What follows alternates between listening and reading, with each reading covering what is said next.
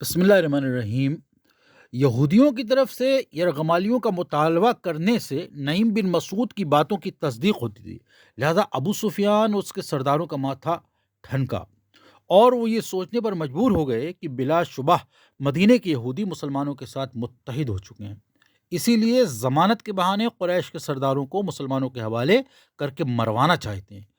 یہی وجہ تھی کہ ابو سفیان نے یرغمالی بھیجنے سے انکار کر دیا اور یہودیوں سے مطالبہ کیا کہ وہ آنے والے ہفتے یعنی سنیچر کے دن مسلمانوں پر حملہ کر دیں، کیونکہ لڑائی طول پکڑتی جا رہی ہے اور اس سے زیادہ ہاتھ پر ہاتھ دھرے بیٹھے رہنا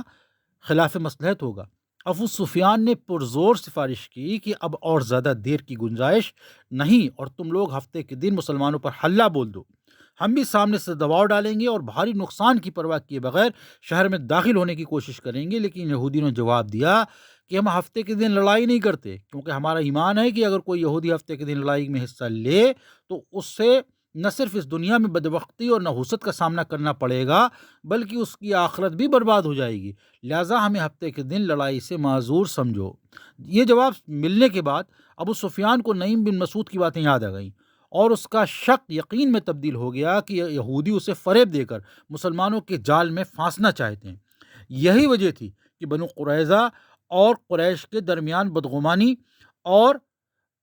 عدم اعتماد کی فضا پیدا ہو گئی اور دونوں اسلام دشمن طاقتیں مسلمانوں کے خلاف لڑائی میں ایک دوسرے کا ساتھ نہ دے سکیں۔ جب 10,000 افراد پر مشتمل مکہ کی عظیم فوج 2 ہفتے تک خندق کے اس پار معطل اور بیکار پڑی رہی تو سپاہیوں کے لیے غذا مہیا نہ ہونے اور مویشیوں کی خوراک میں کمی نے فوج کے سپہ سالار کو سخت پریشانی میں مبتلا کر دیا۔ مدینے میں کھانے پینے کے سامان کی کمی نہیں تھی اور مسلمانوں کو اس بارے میں تشویش بھی نہیں تھی، فکر بھی نہیں تھی، لیکن ابو سفیان کے سپاہی خندق کے اس پار آہستہ آہستہ بھوک کے پنجوں میں گرفتار ہونے لگے۔ اس پر رات کی بڑھتی ہوئی سردی بھی ابو سفیان کے سپاہیوں کو پریشان کیے دیتی تھی۔ مکہ کے سپاہی گرم علاقے کے رہنے والے تھے اور وہ مدینے کی سردی میں آرام سے نہیں رہ سکتے تھے بلکہ شام تک اپنے خیموں میں پڑے ٹھٹھرتے رہتے تھے۔ دوسرے یہ کہ شوال کا مہینہ ختم ہو رہا تھا اور ماہ ذیقعدہ شروع ہونے والا تھا۔ مکہ کے سپاہی جانتے تھے کہ اگر شوال کا مہینہ گزر گیا تو وہ مسلمانوں کے خلاف جنگ جاری نہ رکھ سکیں گے، کیونکہ ذیقعدہ اور ذوالحجہ کے مہینوں میں لڑائی کرنا حرام تھا۔ چنانچہ انہی باتوں کے پیش نظر لشکر مکہ کے سرداروں اور عام سپاہیوں کو یہ احساس ہو چلا تھا کہ مسلمانوں پر حملہ کرنے اور ان پر غلبہ پانے کے لیے وقت بہت کم رہ گیا ہے۔ اگر وہ اگلے چند دنوں میں حملہ نہ کریں تو پھر انہیں آئندہ 3 مہینوں تک مدینے کی سرد راتوں کا مقابلہ کرنا پڑے گا، اور کیا معلوم اگر وہ سردی سے بچ جائیں تو بھوک کے ہاتھوں زندہ بچ سکیں گے یا نہیں، کیونکہ پیداوار